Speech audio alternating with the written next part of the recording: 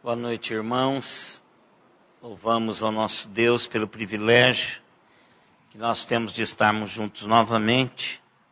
Vamos orar agradecendo a Deus pelo dia, por essa oportunidade que temos de nos ajuntar aqui em torno da palavra do Senhor e dele mesmo para nosso aprendizado. Vamos agradecer a Deus por esse privilégio. Pai querido, nós queremos agradecer o Senhor pela bênção desses dias que nós já vivemos nessa semana. Nós temos experimentado durante esses dias o cuidado paternal do Senhor para conosco. Cada momento nós temos observado o mover do Senhor e sentido no nosso coração o quanto que o Senhor se preocupa conosco e o quanto que o teu zelo é derramado sobre cada um de nós. Queremos, ó Deus, louvar-te de todo o coração por esta realidade. Também queremos, ó Deus, clamar o Senhor, porque nós estamos vivendo um momento difícil com relação à seca. Nosso estado tem sofrido, não só o nosso estado, mas vários outros estados da federação têm sofrido, Deus, pela estiagem. Nós pedimos que o Senhor olhe para nós e derrame, ó Deus, sobre nós chuvas copiosas. Nós precisamos, ó Deus, para de novo restaurarmos os nossos mananciais de muita chuva. Por isso há no nosso coração um clamor ao Senhor, quanto servos do Senhor, porque nós entendemos, ó Deus, que a chuva é uma bênção comum que o Senhor dá sobre os teus filhos e aqueles que não são os teus filhos confessionalmente. Por isso, ó Pai, em nome de Jesus, nós pedimos que o Senhor olhe para nós e derrame sobre nós, a nossa terra, chuva, Senhor. Te pedimos também, ó Deus, pelas eleições. O Senhor sabe o quanto que é importante para a tua igreja termos pessoas revestidas de autoridade, mas que estejam com seus corações ligados aos propósitos do Senhor. Por isso, ó Pai, nós oramos por aqueles governos que ainda precisam ser eleitos, governos estaduais, e também, ó Deus, pela eleição do cargo a presidente, aos candidatos a presidente. O Senhor esteja, ó Deus, abençoando para que o país tenha, ó Deus, oportunidade de abençoar esse povo. Por isso, ó Pai, em nome de Jesus, nós queremos pedir a bênção do Senhor sobre as eleições para presidente e para governadores. Pedimos também, ó Deus, que o Senhor nos ajude no entendimento da Tua palavra e que Teu Espírito Santo esteja abrindo as nossas mentes e os nossos corações inclinando em direção à Tua palavra. Obrigado, ó Deus, pelos irmãos que estão conectados conosco via internet, aqueles que ainda virão a se conectar, que o Senhor esteja, ó Pai, derramando graça e misericórdia na vida de cada um. Pedimos-te também, ó Deus, por aqueles irmãos que estão viajando de férias, outros tiraram um tempo para um descanso, que o Senhor esteja abençoando esses irmãos e dando-lhes de verdade, ó Deus, um tempo de refrigério. Obrigado, ó Pai, pela bênção de estarmos juntos aqui hoje. Em nome de Jesus, nós te oramos e te agradecemos. Amém, Senhor. Amém. Irmãos, uma das coisas que nós que vamos aprender hoje, é de não só descansar no Senhor, mas crer que esse Deus é um Deus que move em direção a nós para nos abençoar. E eu queria que nós pudéssemos cantar, irmãos, o hino 68, que é uma declaração de fé. Uma declaração de que nós cremos, uma declaração de que nós sabemos que Deus há de cumprir a sua promessa, e que esse Deus, nós precisamos dele. Então vamos nos colocar em pé, 68, vamos cantar este hino.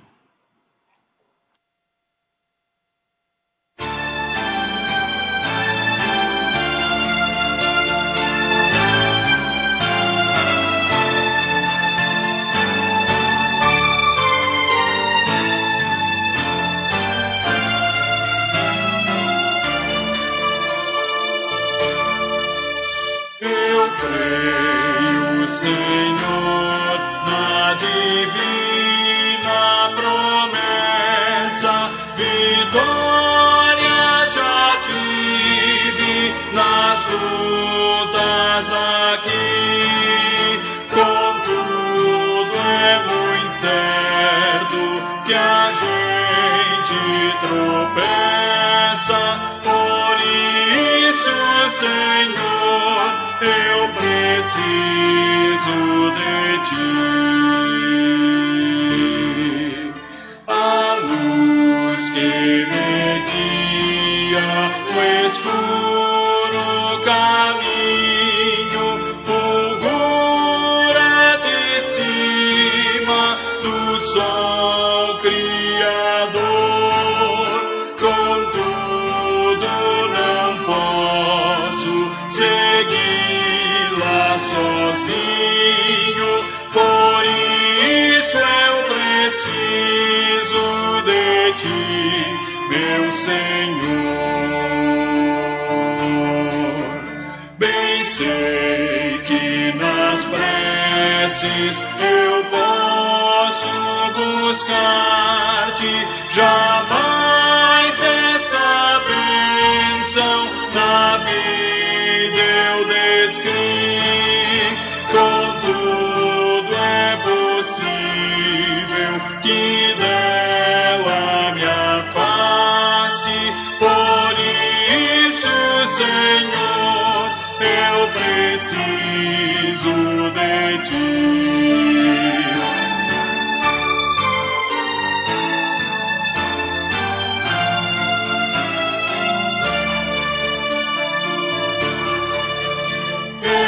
Esforços da terra, precário destino, empenho dos homens, riqueza o que for, não valem a bênção do reino divino.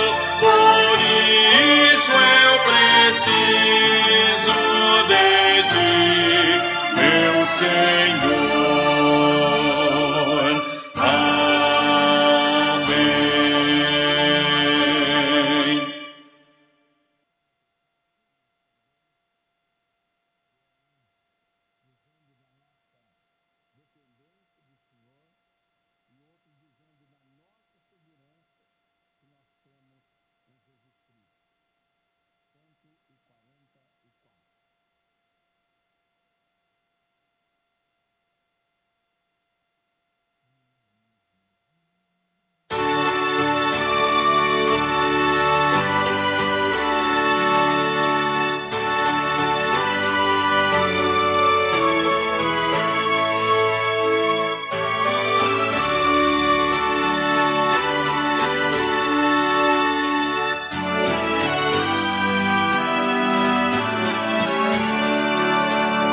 Que segurança tenho em Jesus, pois nele gozo, paz, vida e luz. Com Cristo herdeiro, Deus me aceitou, mediante o Filho que me salvou. Conto esta história cantando assim: Cristo na cruz foi morto por mim. Conto esta história cantando assim: Cristo na cruz foi morto por mim. Inteiramente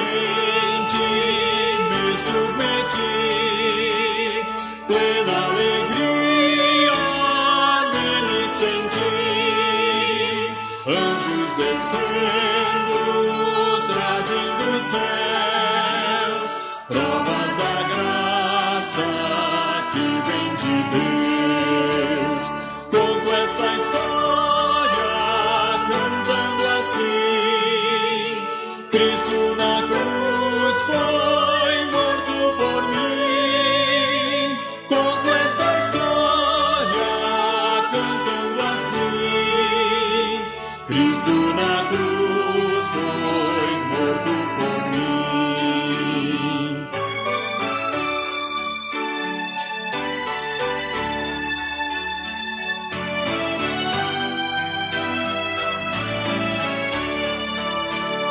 Firmado em Cristo, no seu amor, estou contente em meu Salvador. Esperançoso hei de viver por Jesus Cristo, por seu poder. Conto esta história cantando assim: Cristo na cruz foi morto por mim. Conto esta história cantando assim: Cristo na cruz foi morto Por mim. Amém. Poder sentar, irmãos.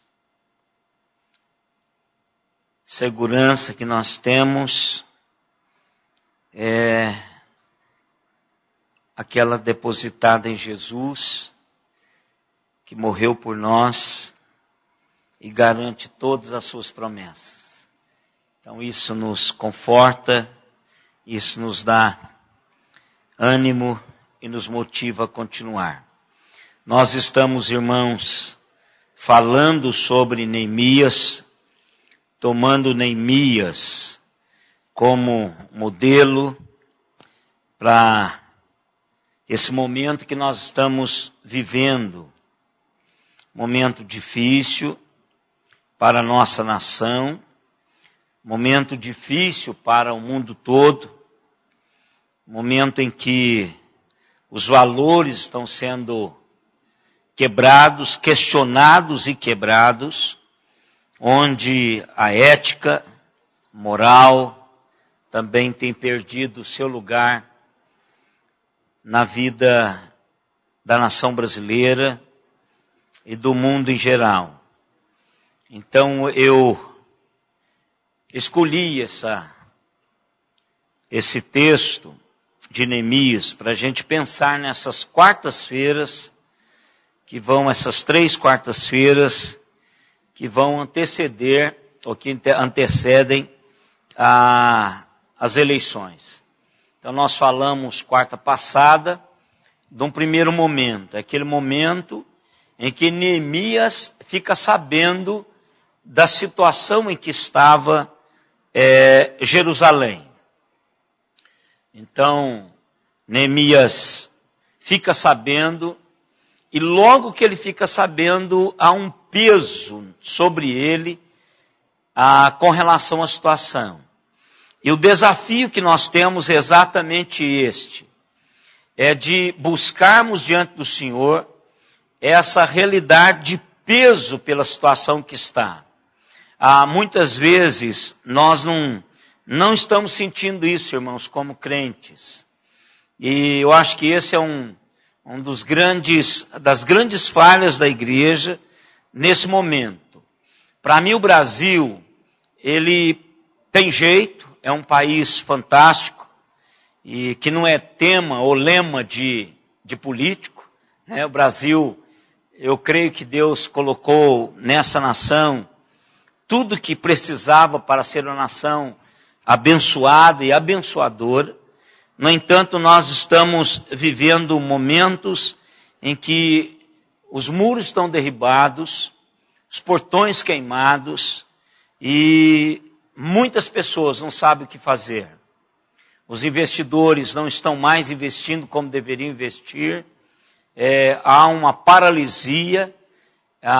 Já alguns economistas dizendo que nós já estamos vivendo em vez de crescermos, nós já estamos tendo um problema de de depressão já na economia, e nós podemos já sentir isso. As pessoas que têm imóvel para vender, que quer vender alguma coisa, a menos que esteja muito abaixo do preço de mercado para que seja vendido. Muitas placas de aluguel. Então nós temos muitas realidades que estão já, se a gente conversar aí com os irmãos, pessoas que trabalham em empresas de serviço, empresas que têm um pouquinho mais de investimento, eles estão sentindo que o país deu uma parada. E com isso eu vejo que nós precisamos sentir um peso de Deus por isso.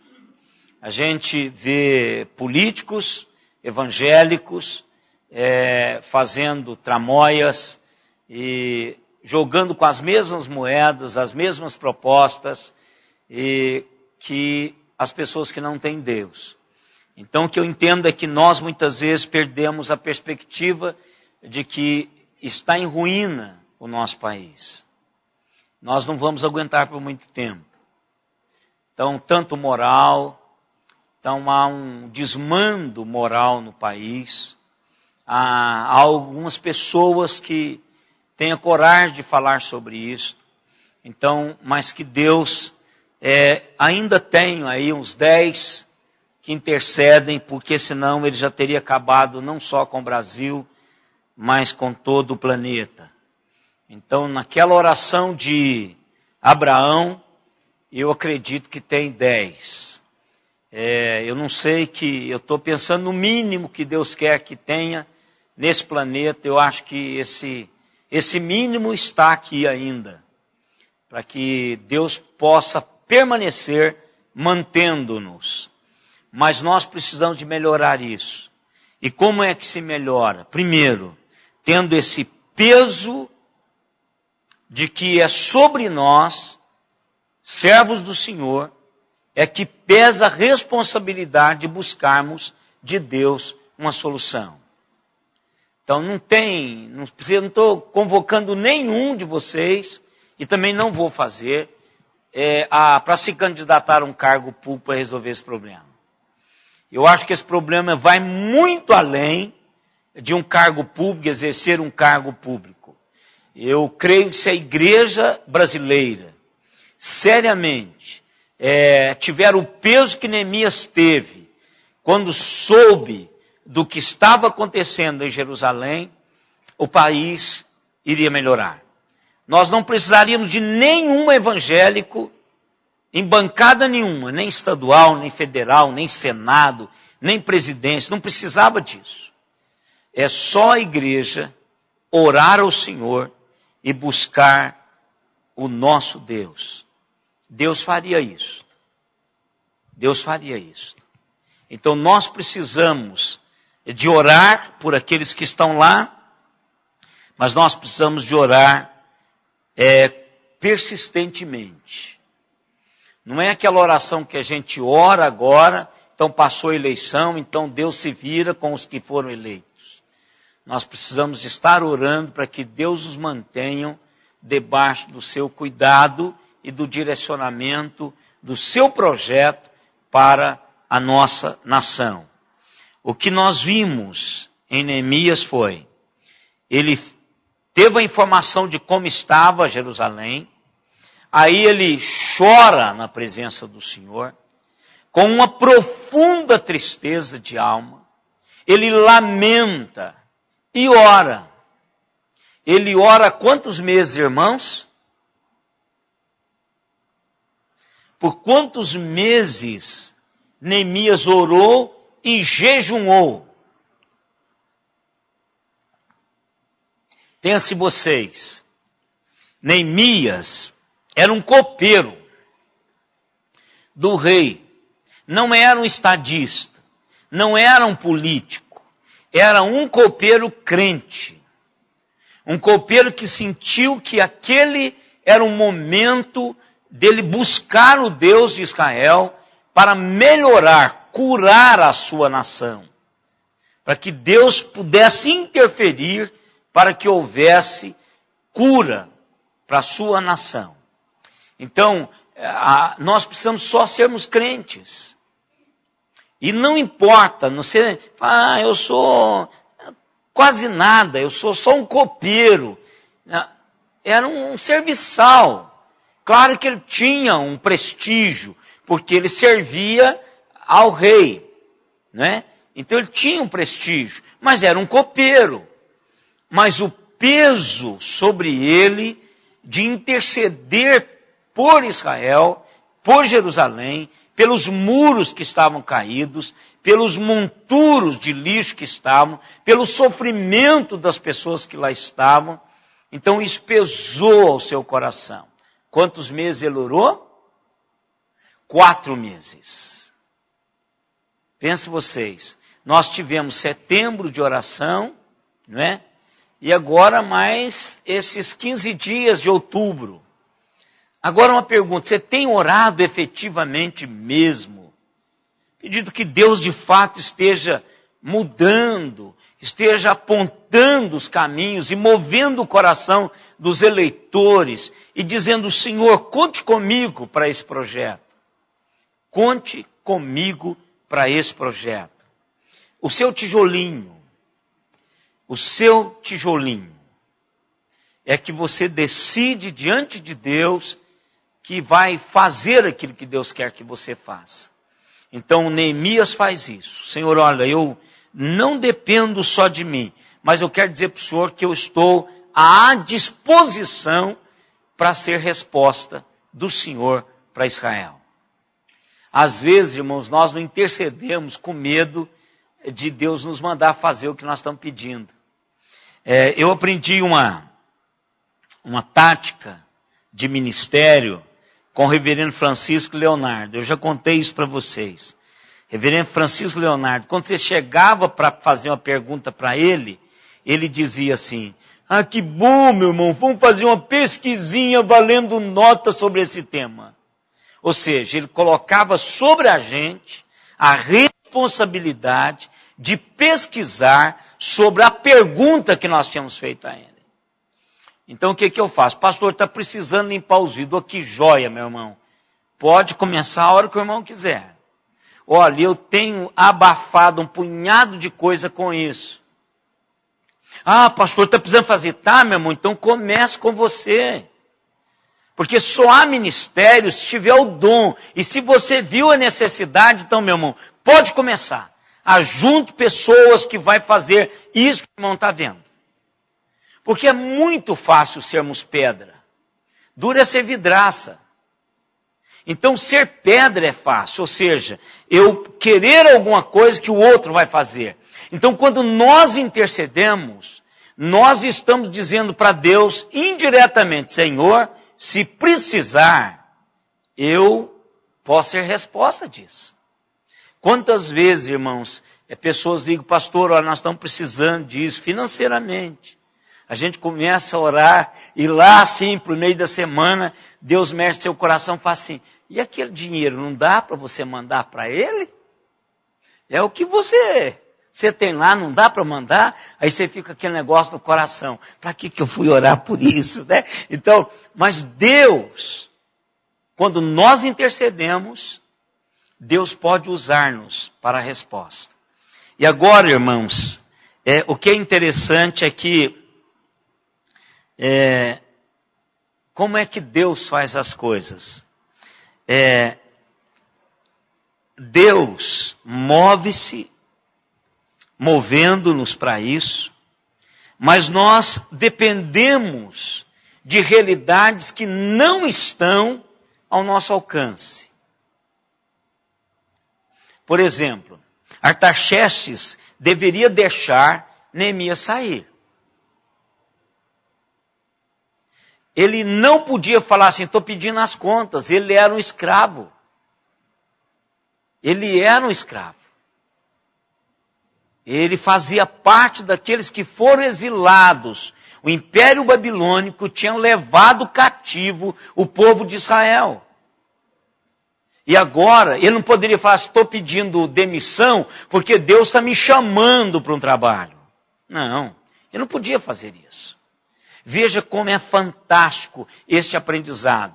Às vezes, nós temos que nos colocar diante de Deus e esperar Deus agir. Irmãos, eu não sei quem vai ser, e os que foram eleitos, eu nem sei como eles vão governar. Mas eu estou com a listinha em quem eu votei, para que eu possa orar todo o tempo por eles. Porque eu entendo que aquele voto que eu apertei lá tem a ver do meu compromisso com Deus e com a mudança do meu país. Dos que eu votei, 2 foram eleitos. Então esses 2, eu preciso de orar por eles. Agora vem o presidente, que é a parte mais importante dessa eleição. Porque o nosso governador já foi eleito. Então nós precisamos do presidente. Então eu vou me comprometer a orar. O que Neemias faz? Senhor, para isso acontecer, para a restauração de Jerusalém acontecer, eu me coloco à sua disposição, mas tem um camarada aqui que é preciso me liberar. Eu não posso sair. E o problema, irmãos, de Neemias, é que a tristeza foi tanta, que ficou estampado no rosto dele. Veja tamanho o peso que ele carregava da situação. Eu quero só perguntar para os irmãos, não quero resposta, só para a gente pensar. De 1 a 10, qual é o peso da situação do nosso país sobre você como crente? Quando você olha a corrupção, a mentirada dos programas de político, o que está acontecendo nas nossas ruas. Qual é o peso? Ou você está se sentindo confortável e não tem peso nenhum? Pessoas que vivem de uma maneira que parece que elas não têm nada a ver com a realidade de Deus. Inclusive pessoas crentes, líderes evangélicos, vivendo como um ímpio, inconsequente. Qual é o nível de peso da situação brasileira? O nível de peso que está sobre você. Quantas vezes você ora na semana pelo alto índice de imoralidade que o nosso país carrega, de corrupção, que eu acho que é das doenças mais violentas do nosso país, é a corrupção. E não pense vocês que está só no Congresso, só nas estatais, está também nas igrejas, está também no Arraial de Israel. Quantas vezes nós temos visto escândalos, mercadejadores da palavra do Senhor, enriquecendo em prol da fé, da crença das pessoas. Neemias foi a tal ponto que o rei pergunta para ele: meu amigo, me diga uma coisa, o que eu acho gostoso isso aqui, porque deveria ser um protocolo.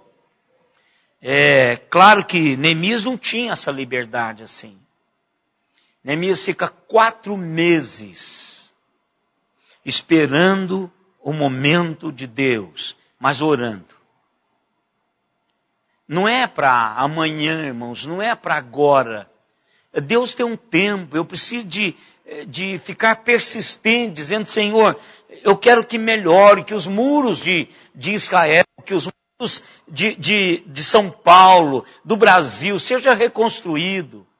Que a dignidade, a honestidade, a justiça, o amor social, a responsabilidade de uns com os outros, o respeito à vida, que nós estamos perdendo isso enquanto nação, irmãos. Morre muita gente, é porque não publica. Morre mais do que morre em campos de guerra, aqui no nosso país. Faz só um levantamento durante a semana, que você assiste o noticiário, você vê a quantidade de gente que morre. Quer dizer, aquele matador em série lá em Goiás foi preso agora. E o delegado diz que, confirmadamente, são 8 pessoas, mas diz que são mais de 50 que ele matou. E vê as idades. Irmãos, isso não é normal, não pode ser. Então tem que haver um peso no coração da igreja do Senhor e pedir Deus para restaurar isso. Pode levar tempo. Pode levar tempo. Mas aí o que acontece? Quebra-se o protocolo. O rei pergunta ao copeiro: o que está acontecendo com você? Porque o que o rei queria, pessoas alegres, servindo, mas Neemias não era mais o Neemias. Talvez a conversa comece assim: Neemias, nos últimos dias eu tenho notado qual que é a sua tristeza? Esse foi o momento de Deus. Ele agora expõe para o rei a razão da sua tristeza. E aí, Deus já havia trabalhado no coração do rei. Irmãos, é isso que a gente precisa. Porque muitas vezes a gente fala assim: eu não posso fazer nada, o que é meu voto? Tem tanta gente queimando o seu voto, porque achando que seu voto não vale nada. Deixa Deus fazer, faça a sua parte, vá lá com honradez, vote, não anule, não põe em branco, dê a sua opinião diante do Senhor. Não adianta, estão os dois aí, então tem que ser um. Você diz: mas nenhum, então, mas vote num deles. Porque não vai ficar vago, não vai haver vacância da presidência do nosso país, um deles vai ter que assumir. Pode não ser o meu ideal, pode não ser aquilo que eu queria, ou nenhum deles, de todos que estavam concorrendo, pode não chegar ao que seria o ideal. Mas nós temos 2 só, e um deles vai subir. Agora eu quero que suba com o meu voto, que está lá, que eu vou colocar. Então, se não for o que eu votar, não tem problema. Eu não faço parte.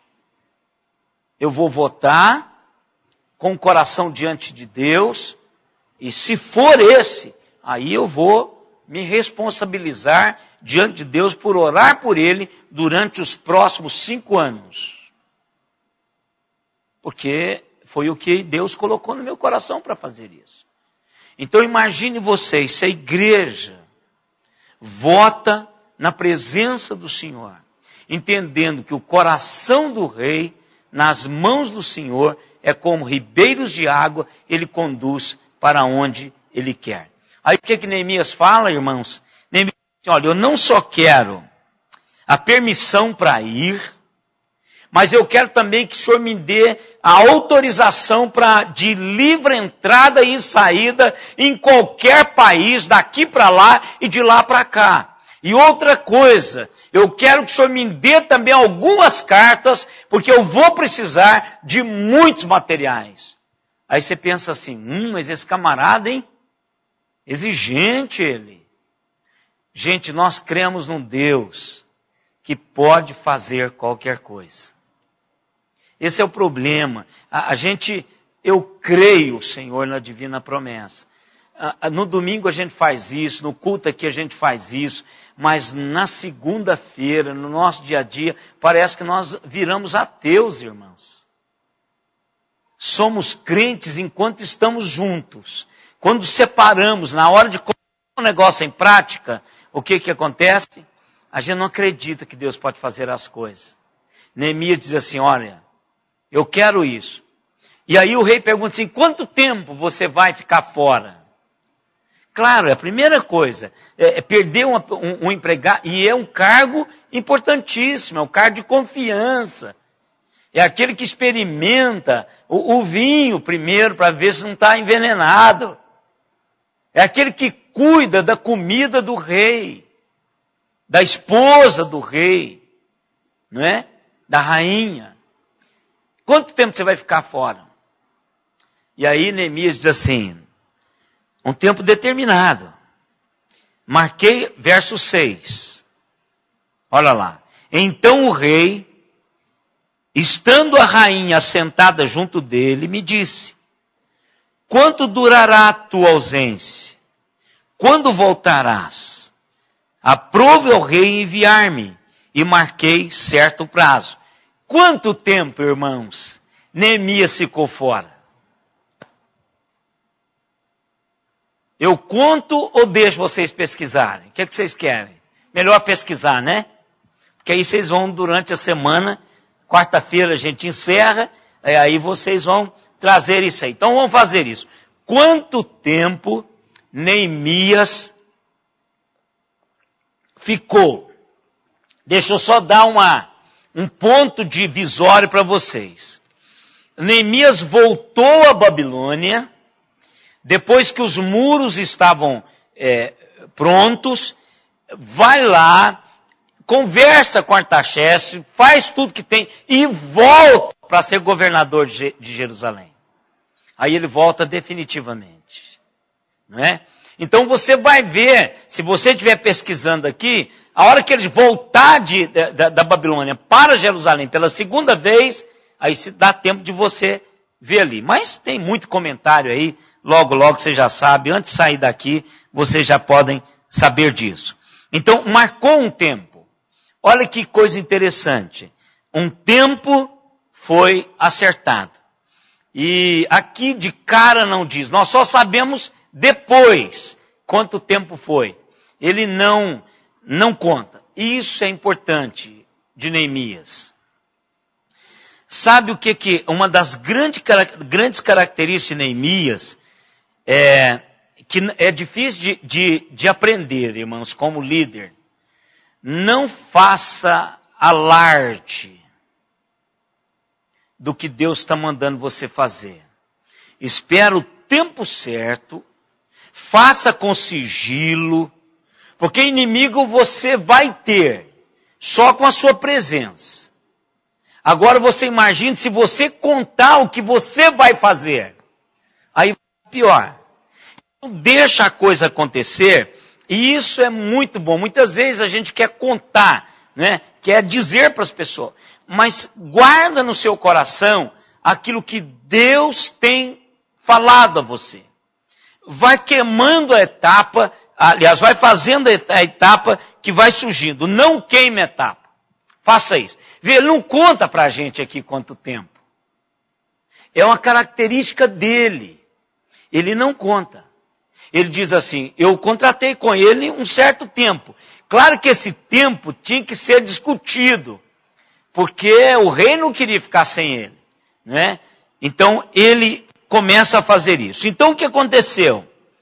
Deus abriu o coração desse rei, e Neemias recebe a autorização, recebe a carta, recebe tudo para ir a Jerusalém.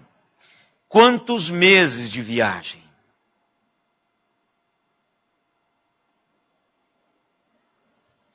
Quem leu Esdras sabe também quantos meses de viagem. A gente fica pensando assim, o pastor Paulo Serafim saiu daqui, no dia seguinte já mandou um e-mail, estou em casa, graças a Deus está tudo bem, em Guiné-Bissau. São Paulo, Marrocos, Guiné-Bissau, né? Olha, que coisa fantástica, né? Milhares de quilômetros em horas. 4 meses. 4 meses. Eu gosto disso. Primeiro, vai levar tempo você orando ao Senhor. A gente vai amadurecendo. Eu sei que tanto vocês quanto eu, nós queremos as coisas para ontem. Nós vivemos num tempo de... Hoje eu fui à NET para ver alguma coisa do meu pacote lá, que agora tem um concorrente aí, então eu estou revendo o meu pacote. E eu ouvi 3 assim, enquanto esperava, e esperei muito tempo, eu ouvi três na minha frente, sim, estavam sentados 3 mesinhas, pedindo para aumentar a capacidade da internet.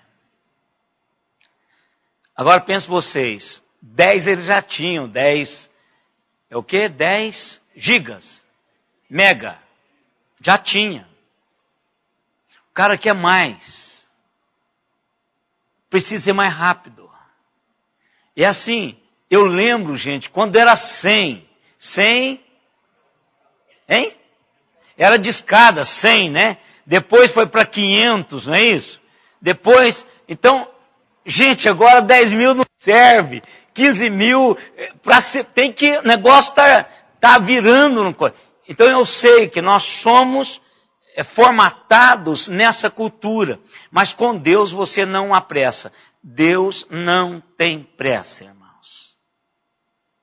Por isso que nós oramos hoje, e Deus pode começar a fazer brotar nessas eleições algo que Ele vai fazer daqui. Só os nossos filhos vão colher esse negócio. Mas que problema tem nisso? Nenhum. Porque nós confiamos no Senhor. Vamos orar. E quando nós estivermos indo para começar a ver o que de fato existe, pode demorar um pouquinho também. Até tomarmos consciência. Imagina 4 meses sobre o lombo de um camelo. Porque é o único transporte de longa distância pelo deserto. É o único transporte. Tanto era tão cansativo, irmãos, que Neemias faz a mesma coisa que Esdras fez. Fica 3 dias descansando. Olha o verso de número 9, é isso? Não, 11. Olha aí. Cheguei a Jerusalém, onde estive 3 dias, mas descansando, vírgula. O que ele foi fazer? O que ele foi fazer à noite? Ele foi olhar para ver o que de fato existia que precisava ser mudado. Uma coisa é quando nós somos informados. Outra coisa é quando nós olhamos em foco o que está acontecendo. E nós temos como fazer isso. Nós podemos ir nas escolas, nos hospitais, nas cadeias. Podemos ir na Cracolândia, em São Paulo. Podemos ir nas favelas. Podemos ir um punhado de lugar. Podemos ir nos prostíbulos. E aqui não tem nenhum problema. Você pode, atrás do Cristo ali, você vai arrepiar a alma de ver menininha com o rosto de criança se prostituindo. Aí quando você fizer a volta ali, aproveita e faz uma visitinha Aninha, missionária Ana e Zezito, toma um cafezinho com eles. E quando você voltar, aí você vai olhar do seu lado direito, ali perto da CPFL, você vai começar a ver outra degradação de outra realidade que está invadindo o nosso país. Começa a ver com seus olhos. Tem um ditado que eu gosto muito dele. Os que os olhos não veem, o coração não sente. Mas quando os olhos veem, o coração sente. Façam isso. Você que gosta de viajar para o Nordeste, dá uma voltinha naqueles pontos para vocês verem o que é coisa de chorar. De chorar. Eu fui algum tempo atrás, alguns anos atrás, imagino que hoje deve ser muito pior.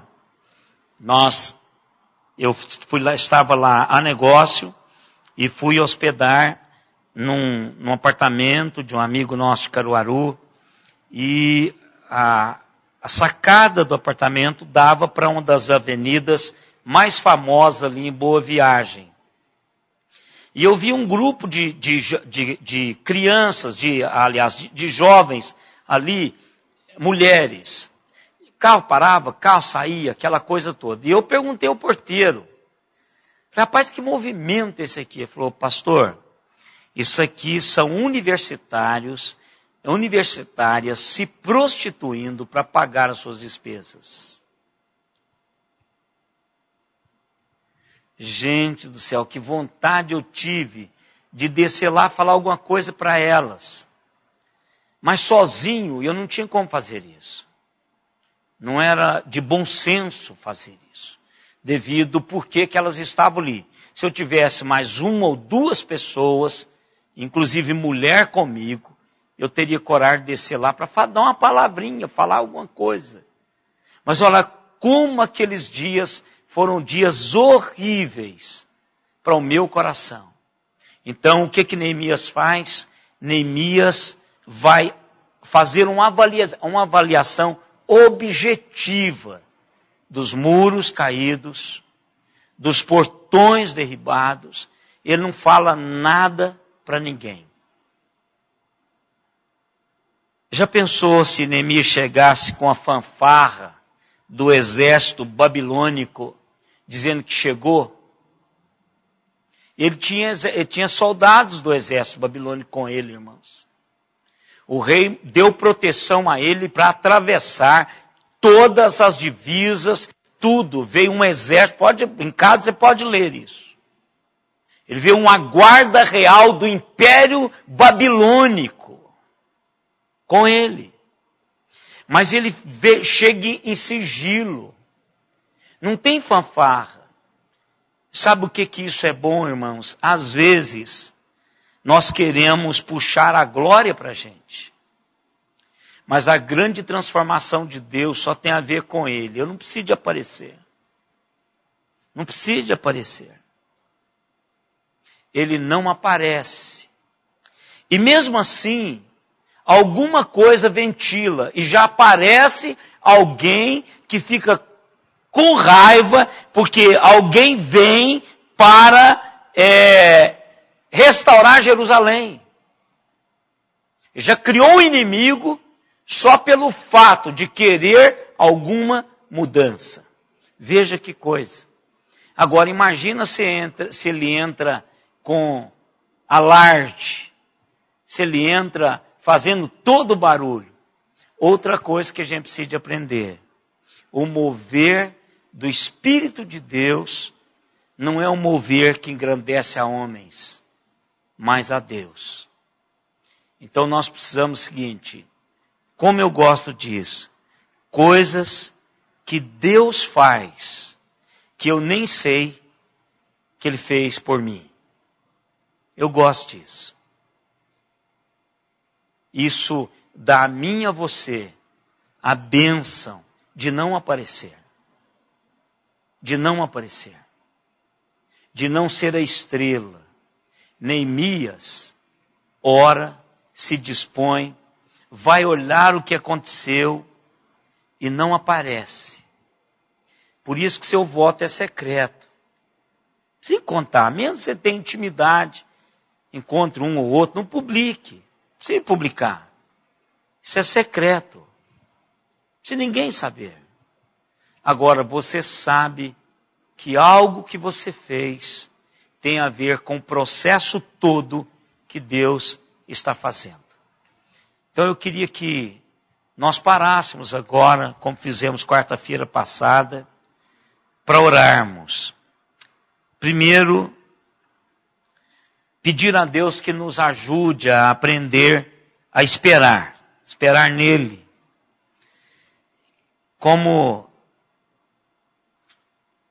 eu disse, às vezes, esperar é desperdício de tempo. Mas pode ter certeza que não é. Porque enquanto nós esperamos, nós dependemos de Deus. Se você age, você acha que você é o que vai fazer acontecer. Vamos esperar, deixa Deus agir. Deus sabe como agir. E quando Deus agir, nós vamos saber que Ele é o Deus que quis que assim o fosse. Vamos orar, vamos dividir de 2 em 2, vamos pedir que Deus esteja trabalhando de uma maneira muito especial. Eu quero mais uma vez agradecer a Deus pela vida dos nossos irmãos que estão conectados conosco via internet. Aí você aproveita também na sua casa e ore pelas nossas eleições. Não só presidencial, mas eleições em estados extremamente importantes. Por exemplo, Rio de Janeiro. Rio de Janeiro é um estado que Deus precisa interferir. É um estado da federação que tem um problema seríssimo, que é o problema de violência, que bate assustadoramente na vida que as pessoas. Então podemos orar pela eleição do Rio de Janeiro. Também, e todos os outros estados da federação. Samuel, aí ao que você subir lá, você pode tirar do ar, meu irmão. Porque aí a gente vai orar. Tivemos 21 conexões, 10 em Araraquara, 4 no Recife, Campinas 1, Ribeirão Preto 1, São Bernardo 1, São Paulo 1, Itália, Udine 1, Jaú 1, Pirassununga 1. Que Deus abençoe, queridos, de uma maneira muito especial a vida de todos vocês. Em nome de Jesus, que Deus esteja trabalhando a cada um dos irmãos.